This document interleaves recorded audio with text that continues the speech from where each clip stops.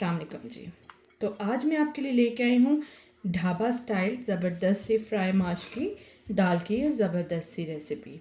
तो देखें कितनी खिली खिली हुई हमारी ये दाल जो है वो बनके तैयार हुई है और कितनी ज़बरदस्त ये लग रही है। यकीन जाने कि इसकी खुशबू जो है वो बहुत ही ज़बरदस्त आ रही है। तो चलें वीडियो को स्टार्ट करते हैं। वीडियो को आपने एंड तक देखना है ताकि अगर आप चाहते हैं कि आपकी दाल ऐसे खिली खिली ऐसी ज़बरदस्त दाल आपकी बन के तैयार हो, तो वीडियो को आपने एंड तक देखना है ताकि आपको पता चले कौन से मसाले को आपने कितना टाइम देना है और कैसे आपकी ये फ्राई दाल जो है वो बन के तैयार होगी। इंडियाज़ में ये बहुत बनाई जाती है और बहुत शौक़ से खाई जाती है और हम लोग भी बहुत शौक़ से इस दाल को खाते हैं। बहुत से इस दाल के फ़ायदे भी हैं। तो चलें वीडियो को स्टार्ट करते हैं। वीडियो को आपने एंड तक देखना है, कोई भी स्टेप आपने मिस नहीं करना। आपने देखना है कि कौन सा मसाला कितने मिनट में कितने टाइम के बाद जो है वो इसमें डाला जाएगा। तो चलें वीडियो स्टार्ट करते हैं। वीडियो को आपने एंड तक देखना है, लाइक और सब्सक्राइब ज़रूर करना है। एंड वेलकम टू माय नवी वीडियो। तो ये देखें जी, मैंने 1 कप जो है वो माश की दाल ली है जिसको मैंने 4 से 5 बार अच्छी तरीके से वॉश किया है और उसके बाद मैंने इसको 1 घंटे के लिए भिगो के रख दिया था। तो दाल देखें कितनी ये खिल गई है और अच्छी क्वालिटी की ये दाल है। अच्छा जी, एक देचका लिया है जिसमें मैंने 1 गिलास पानी का मैं इसमें शामिल करूँगी। आपको पता होगा कि आपके एरिया में दाल जो है वो कितने मिनट में और किस तरह से गलती है, क्योंकि हर एरिया का डिफरेंट जो होता है वो कुकिंग टाइम होता है। ठीक है। और 1 टेबल स्पून में इसमें सॉल्ट का शामिल करूँगी। सही। और दाल जो है हम अपनी इसमें शामिल कर रहे हैं। अच्छा, दाल को जो है वो ज़्यादा आपने कुक नहीं करना। दाल को हम 90% तक जो है वो सिर्फ कुक करेंगे।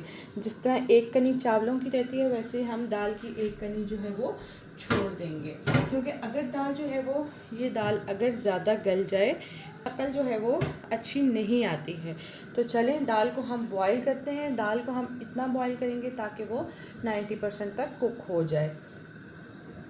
ये देखें जी, ये जो दाल के ऊपर ये झाग आ जाती है आपने ये रिमूव कर लेनी है। जितनी देर दाल हमारी गलती है तो उतने में हम जो है इसका हम बाकी की दाल को मसाला जो है वो तैयार करते हैं। सबसे पहले हमने खुला सा पैन लिया है जिसमें हमने जो है वो ऑयल डाल दिया है। साथ ही हम थोड़ी सी अदरक जो है 1 इंच का टुकड़ा अदरक जो है उसको अच्छे से चॉप कर लेंगे और वो इसमें शामिल करेंगे।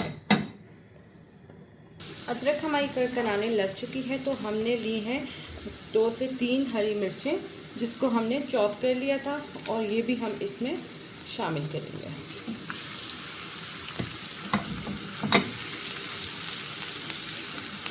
ये देखिए इनकी कड़कड़ाहट से कितनी अच्छा ये खुशबू जो है वो आती है। अच्छा, 1 टीस्पून हम इसमें ज़ीरा जो है वो शामिल करेंगे।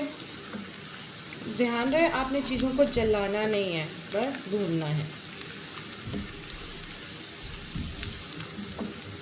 अच्छा जी, 1 प्याज मैंने लिया है, उसको भी मैंने ऐसे चॉप कर लिया है। ठीक है, वो आपने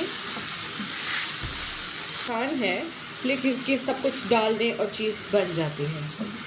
लेकिन जब आप चीज़ों को अलग अलग डालते हैं इकट्ठा डाल के जी चीज़ तो तैयार हो जाती है, लेकिन जब आप उसको अलग अलग करके चीज़ों को डालते हैं आपको पता होना चाहिए कौन सी चीज़ किस टाइम पे डालने से कैसा फ्लेवर आता है। तो आपको उस चीज़ का पता होना चाहिए। जैसा कि अदरक और लहसुन को जब आप इकट्ठा डालेंगे तो वो उसका टेस्ट डिफरेंट होगा, लेकिन आप उसको अलग अलग करके भूनेंगे तो वो टेस्ट जो है उसका वो डिफरेंट आएगा। ये हमारे पास 3 से 4 लहसुन के जवे हैं। ठीक है, जिनको मैंने ऐसे काट लिया है, ये भी मैं इसमें शामिल कर दूँगी और प्याज़ों के साथ हम इसको फ्राई करेंगे।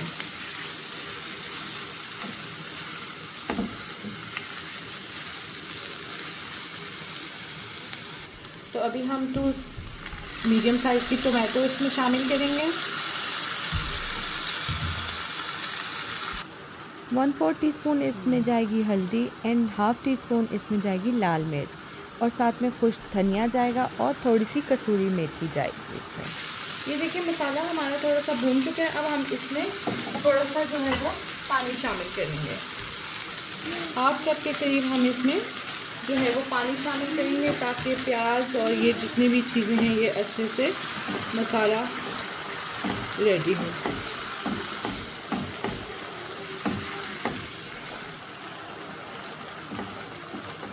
ताकि मसाला नीचे लगे ना।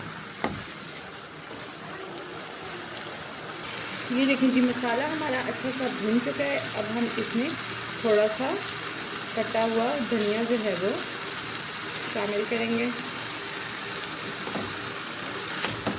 अच्छा, नमक मैंने अभी नहीं डाला क्योंकि नमक मैंने जो है वो दाल को बॉईल करते हुए नमक मैंने इसमें शामिल किया था, इसलिए मैंने अभी नमक शामिल नहीं किया।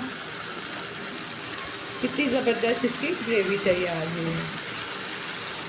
अच्छा जी, दाल हमारी 90% तक कुक हो चुकी है। ये हम इसके पानी के साथ ही हम ये दाल को शामिल करेंगे।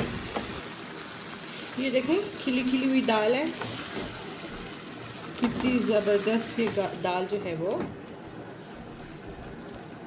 लग रही है।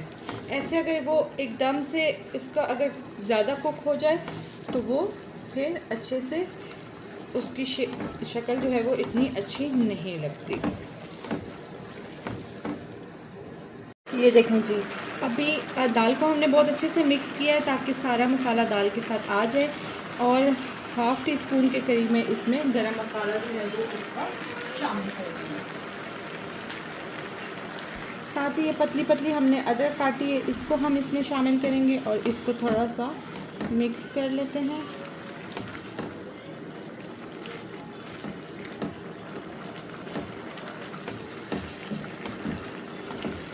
और नमक टेस्ट करते हैं कि नमक जो है वो